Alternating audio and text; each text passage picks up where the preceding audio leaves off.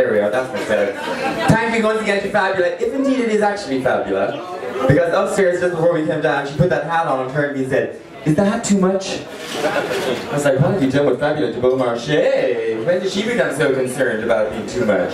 Anyway, we're going to move straight on because I know we're slightly behind time.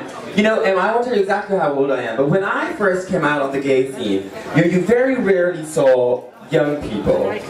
You know, if somebody under 25 walked into a gay bar, it was like, there'd been another miracle at Lourdes or something. Jesus Christ had just walked in. And so, nowadays it's always still sometimes shocking to me to go out to some disco or something and you see 17-year-olds pretending to be 18 to get in, and there's lots of them, and lots of 18-year-olds and 19-year-olds, and they're all kissing each other and talking about their new boyfriend, and they've all come out to their parents and they were 16 and they're going to bring somebody home for Christmas dinner. And that seems shocking to me, but it's really amazing. It's an amazing thing that's happened over the last 20 years or so. That's not to say that lots of young people don't have great difficulty coming out. Many of them do. We all know those stories. But it is amazing to see that people nowadays, or many of them, are that comfortable so early with their sexuality. That's a lot probably to do with the internet, because when I was 16, I was like reading Desmond Morris books just to thrill over the clinical descriptions of homosexual sex acts, in scientific textbooks, whereas nowadays, no 14-year-old is more than a click away from seeing Brazilian boys fuck each other.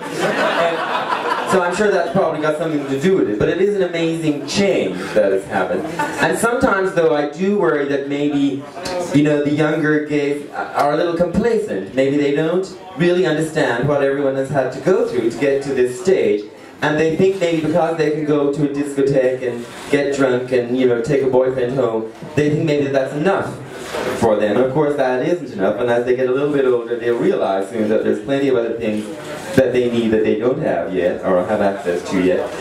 So it is more amazing than ever then when a young person comes along who is really motivated and full of energy and wants to change things and push things forward. So our next award is going to a young person like that. The Rebel Award for Outstanding Contribution to LGBT Youth is going to Rebecca Murphy.